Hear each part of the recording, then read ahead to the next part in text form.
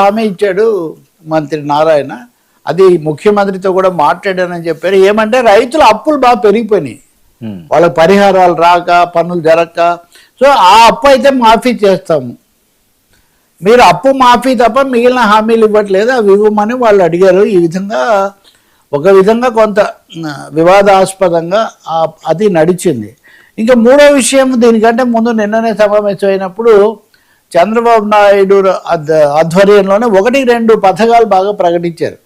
అదేంటి అంటే మెరీనా బీచ్ లాంటిది ఏర్పాటు చేస్తామని, రివర్ ఫ్రంట్ రాజధాని. నిజానికి అమరావతికి అప్పుడు అనుకుంది రివర్ ఫ్రంట్ రాజధాని, ఇట్లాంటివి దేశంలో ప్రపంచంలో కూడా ఎన్నో ఉండవు, ఒక నదీ తీరంలో ఉంటామని.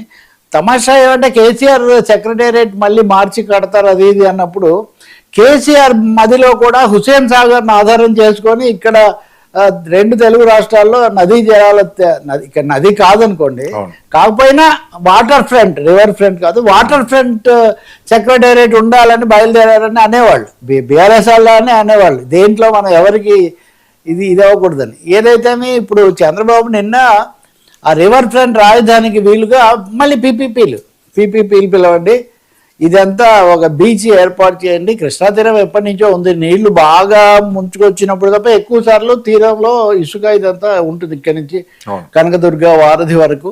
కాబట్టి అది కూడా అభివృద్ధి చేయమని ఒక మాట చెప్పారు. సీడ్ యాక్సెస్ రోడ్ అనేది అది పూర్తయింది అంటున్నారు.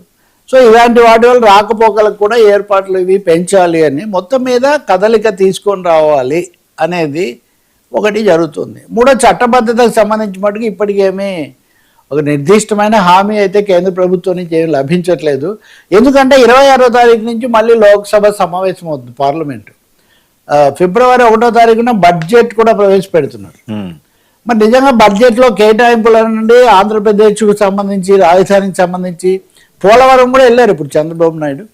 పోలవరం పనులకు సంబంధించి చాలా భారీగా సహాయం రావాల్సినటువంటి ఒక అవసరం ఉంది.